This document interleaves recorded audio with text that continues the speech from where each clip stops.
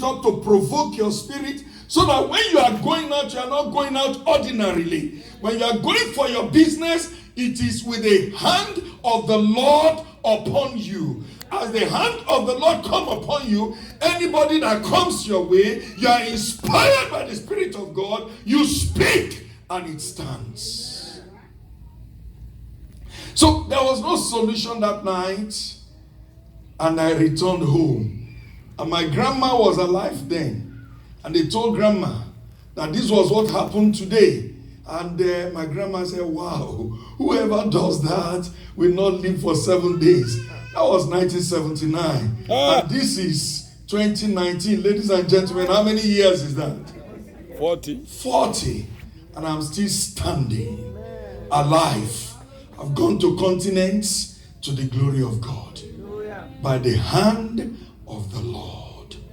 Friends, ladies and gentlemen, you need the hand of God upon your life.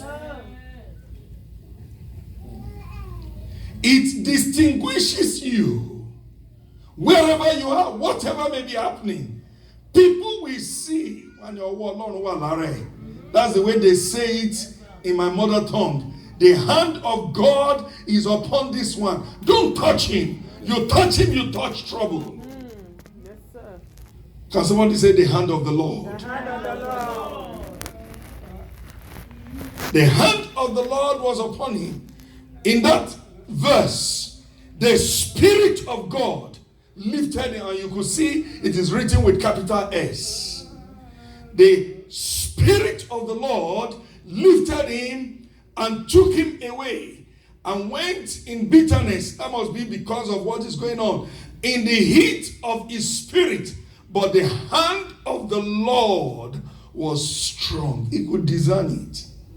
Now you could see two spirits there. The first, the Holy Spirit. The small s, your recreated human spirit. And there's a relationship between the two. For the hand of the Lord to be upon you, your spirit must relate with the Holy Spirit. So the Spirit lifted me.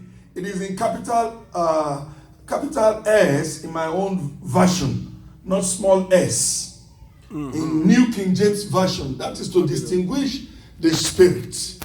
That the Spirit lifted me up and took me away, and I went in bitterness, in the heat of my spirit, but the hand of the Lord was upon me.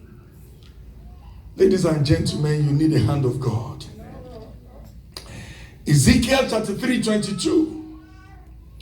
There is so much in that book of Ezekiel, but we just picked a few for us to look at. Ezekiel 33 and verse 22. Glory to Jesus. Hallelujah. Now the hand of the Lord had been upon me the evening before the man came who had escaped.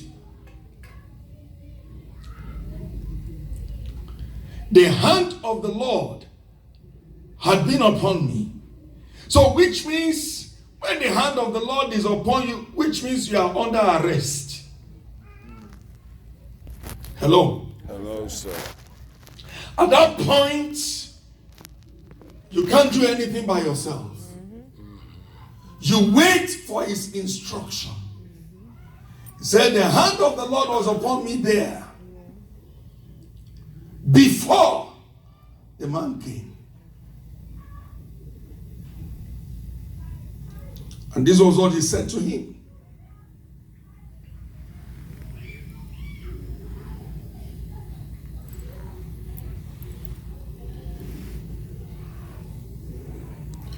And he had opened my mouth.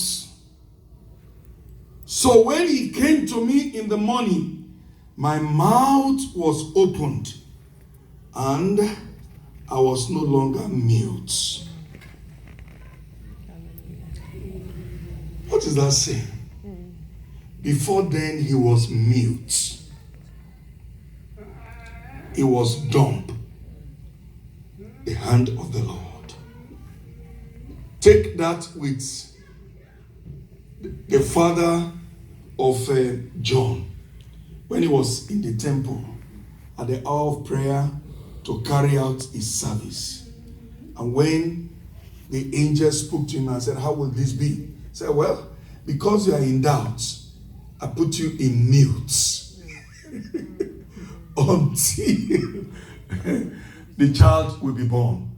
That's Zechariah, right? Yes. Yeah. He was in mute.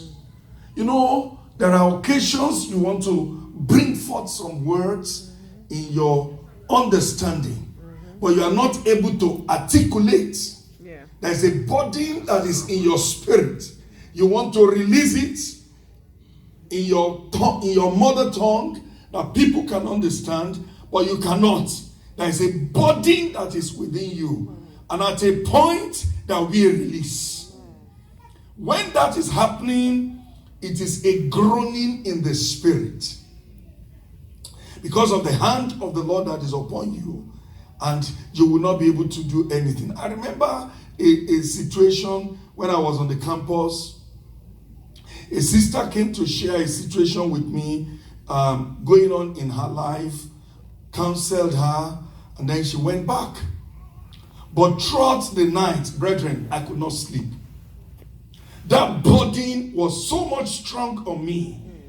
As I lay on the bed, it will be like the thing jacked me up again. And I will get up from bed and I continue in prayer. My roommate then is going to be with the Lord now. We had a test in the morning, a very serious test. And he will come to me where I was praying. Victor, we have test in the morning. I could not help myself. Even when I opened the notes, the burden was still there. By 6 a.m., I went to the sports field to pray again instead of studying.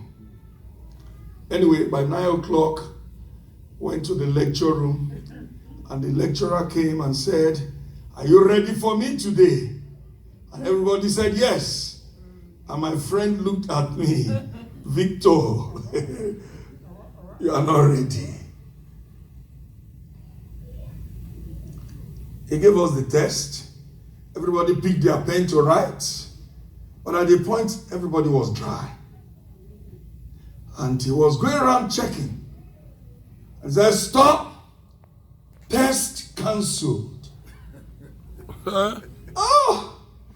My friend looked at me and said, "Ajenye, You done it. you're a witch or a sorcerer." And that touched him to know about the leading of the Holy Spirit. When the hand of the Lord is upon you, you do unusual things that people will say, "You are what? You are crazy." That was how that test was cancelled. If we were to continue in it, of course, I know what the outcome would be. And it was the only test, continuous assessment before the exams.